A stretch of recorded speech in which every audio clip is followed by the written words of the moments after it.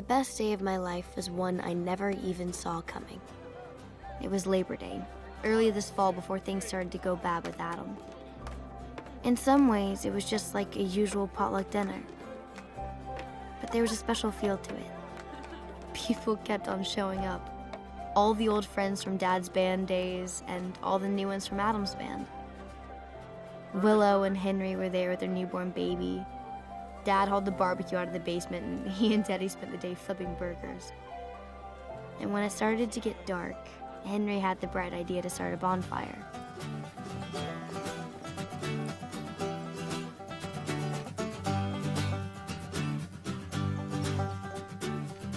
Mia! No way. I'm not playing for you guys. Not for us, with us. Seriously, Mia, if you don't, I will. And have you ever heard the sound of 1,000 dying cats? Come on, Hall. We're playing together. I really hate you.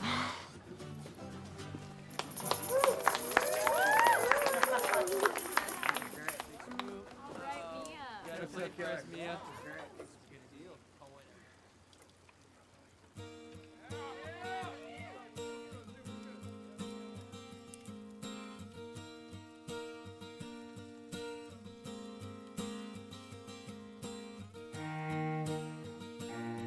I've always thought of the cello as a solo instrument.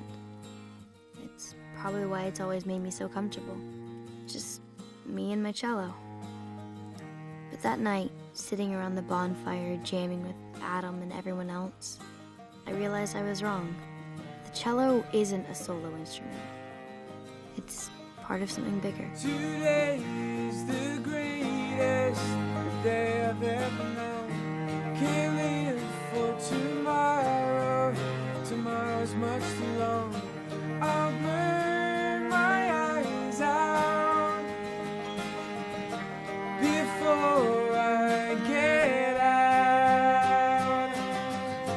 I want it more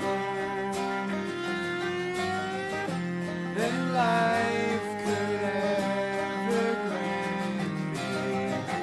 Boy, by the joy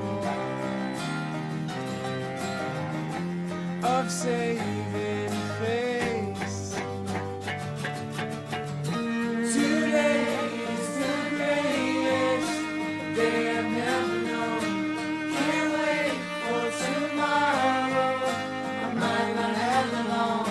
I'll tear my heart out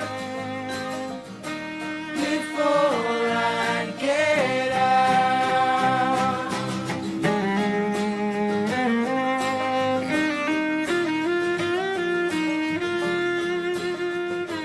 The thing is, Mom and Dad always had their scene, and Adam had his.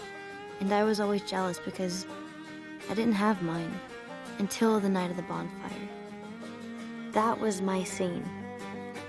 That was where I belonged. Today is the greatest.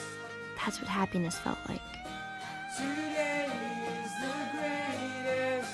But that could never exist again.